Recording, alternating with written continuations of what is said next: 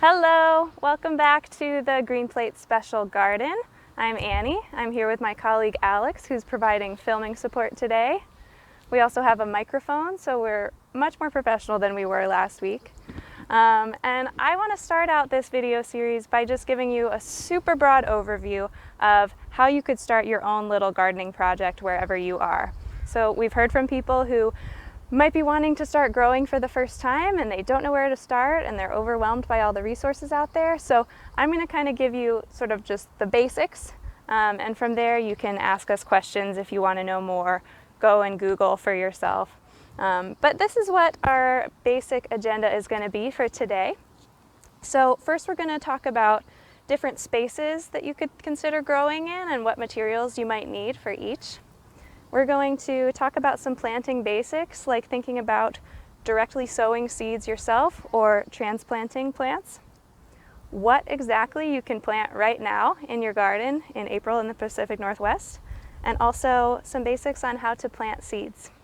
So I'm hoping that by the end of this, we all have different capacities to garden. It does require some time, some level of resources, and so I hope that whatever your capacity is, whether you want to go out and start a big garden or whether you just want to watch some videos and maybe don't want to act on them right now, that this will be something that will be fun and enjoyable for you regardless of what your situation is.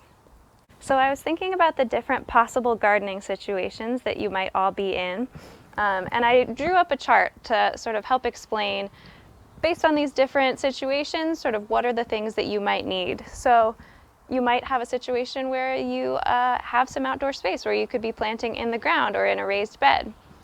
You might have some outdoor space, but maybe you don't have ground there. Maybe it's a sidewalk or a balcony.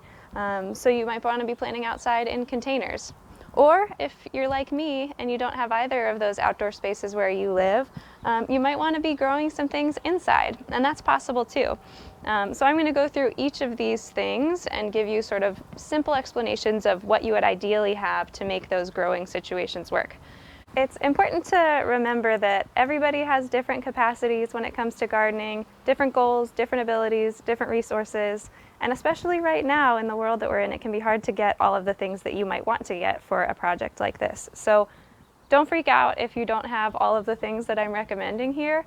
Just do your best. And honestly, that's always my philosophy with gardening, is it doesn't have to be perfect. Everybody does things sort of their own way, and different things work for different people. So do your best and it'll work out.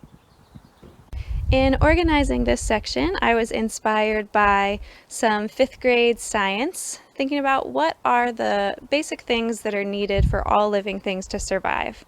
So that list includes space, light, air, and water. So I'm going to go through whether it's planting outside in the ground, planting outside in containers, or planting indoor in containers, and just talk about what space, light, air, and water considerations you're going to need for each. So for planting outside in the ground, the space that you want is basically a patch of soil. You want to clear it of grass or any other existing plants. And if you do have something like compost that you could be layering on top of the soil, that's great. But don't worry if you don't have that. But just some nice clear soil. As far as light goes for planting outside in the ground, ideally you're going to have a space that gets 8 or more hours of direct sun every day. So this could be kind of a fun activity as you plan for your garden, is to, every hour in the day, go out and look at the spot that you have in mind and see if it's shady or if there's sunshine. Air. Assuming you're going to be planting your garden on planet Earth, you're going to be all good for air. And for water, you want to think about how you're going to water your garden. So maybe you have a hose, maybe you have a watering can, or maybe you're going to take a reused milk jug or something like that and use that to get water from inside out to your garden. Moving on to planting outside in containers. So for space, you want to have containers. And that could be really any number of things, and I'll show you a few examples later of different things that could be used as containers. The main thing that's important is that they have drainage holes in the bottom, and you're going to fill that with potting soil. For light, it's the same as above, so you want to have ideally 8 or more hours of direct sun every day, the sunniest spot possible. You're good on air, And water, it's the same thing. You just need to think about how you're going to get water to these plants every day. And then finally, for planting indoors in containers, this one is pretty different from the other ones because of the difference in light. So as far as space, same thing as above. You want to have containers with drainage holes in the bottom and potting soil. But for light, you want your plants to be pretty much in the sunniest spot possible in your space. You're not going to get nearly the same amount of sunlight as if it was outside, so you might not be able to grow the same variety of things inside that you would grow outside, but there are some things you can grow. If you are able to put your plants in a sunny window that's going to get some good light every day, you can grow things like herbs and leafy greens. Some of the smaller, leafier plants are going to be most successful in an indoor space. And then air and water, pretty self-explanatory. The air is provided free of charge by our Earth's atmosphere, and the water can come just straight from your sink. So once you have your space prepped and ready to go, it's time to start planting. So when you're planting things in your garden space, you can either sow seeds directly, or you can take an existing plant, maybe that someone else has grown in a greenhouse, and plant that in your space. And there's some things to think about when you're trying to decide which one you want to do. So the plants that are ready to go to sow as seeds right now tend to be some of the cooler season plants. So that includes leafy greens like lettuces and kale. It also includes root vegetables like beets and carrots, and also onions. So all of those are just fine in cool temperatures, and you can sow those seeds directly where you want them to grow right now. Transplanting is going to be a better option for some of our warmer weather plants. Things like eggplant and tomatoes and squash. They really want to be warm for much of their lives, and so it's really not warm enough for you to plant those seeds out right now for these plants to thrive. So what I have done here, because we have a greenhouse space, is started our tomato seeds a month or two ago in February or early March, and I'm going to allow those plants to grow for a couple of months before it's warm enough for them to go outside. And I find that I'd rather do that than just wait until May and June to plant tomato seeds, because if I wait until then the tomatoes take a couple of months to get to maturity. You're going to be looking at the end of the summer by the time you start producing tomatoes. So if you want to have a long season of harvesting things from these heat-loving plants, it's good to give them a little head start in the greenhouse. Now, I don't expect that you have a greenhouse. If you are able to purchase plants, I recommend going to Tilt Alliance. I found out that they are doing their plant sale online this year in early May, so that's an option. If you feel like money is an issue, think about getting in touch with us. We're going to have some extra starts that we want to share with our community, so maybe we can help you out with getting the plant starts that you need. But so basically that's sort of the difference between transplanting and planting seeds.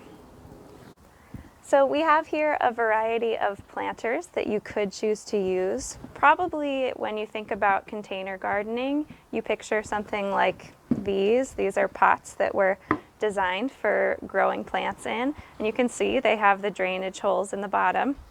But I also want you to think bigger. You can be pretty creative in what you plant in. I've seen people grow things in old Rubbermaids. I'm actually growing some radishes in this old dish bin right now, and I just made sure to drill some holes in the bottom. I also was thinking this giant tub of goldfish could be a great planter. A orange juice container. For these you would just want to make sure you cut off the tops.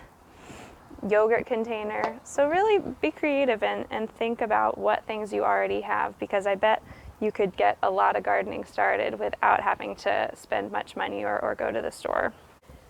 I wrote up some lists for you of plants that you can start right now as seeds, and plants that are better to transplant when it's a little bit warmer in May and June. So things that you can start as seeds right now, and right now is April in the Pacific Northwest. It's going to be different in different places. Seeds you can plant right now where we are things like peas, lettuce, kale, collard greens, spinach, Swiss chard, carrots, beets, radishes, onions. So those leafy greens and more sort of root bulb vegetables. And then things to hold off on until it's a little warmer are going to include tomatoes, peppers, eggplant, basil, winter and summer squash, some of those sort of more summery fruiting plants. And now I'm just going to do a quick little seed starting demonstration for you. So here's our container that we're going to use. It's a yogurt container. I'm going to check and see if it has drainage holes, and it doesn't. So I'm just going to use a nail to pop some holes in the bottom of this container. You could safely use some scissors. You could try using a pen. It doesn't have to be anything super complicated. And I just popped a hole in the bottom of this. I'll probably want to put maybe 10 holes in the bottom of a container like this, just to make sure that all the excess water can really come out and you're not going to be leaving your plants waterlogged if you give them a little too much water. So once you have plenty of holes in the bottom of this, then you can take some of your potting soil and just sort of loosely put it in your container. And then, let's see, I'm going to plant a couple of radishes in this container. So I recommend wherever you get your seeds, look at the back, because a lot of times there is tons of information on the back of a seed packet. It'll tell you how long it takes for the plant to grow, how big they're going to get, what temperature they thrive at, how far apart to plant the seeds, how deep to plant the seeds. So much of that information is going to be on here, and it's going to be different for every plant. So whenever I'm planting, I check every seed packet. So then I'll just take out my seeds. And a little rule of thumb for planting is that whenever you plant, regardless of how big the seed is, if you take 3 of those seeds and line them up in a row, the length of those seeds is sort of how deep you plant one seed. So I know that a small seed is going to be planted pretty shallow and a bigger seed is going to be planted pretty deep. Holes in the soil, you can go ahead and add your seeds, and then just gently kind of cover them up and give them a nice little pat. You don't need to pack them down, but I kind of just make sure they're sort of firmly in there. And then I would give them some water, and I would water them every day or every other day until they sprout. You want to just sort of keep the soil moist. But then once they sprout, you could go down to a couple of times a week. Just make sure that the soil is staying generally damp most of the time. And that's sort of how you get your seeds started.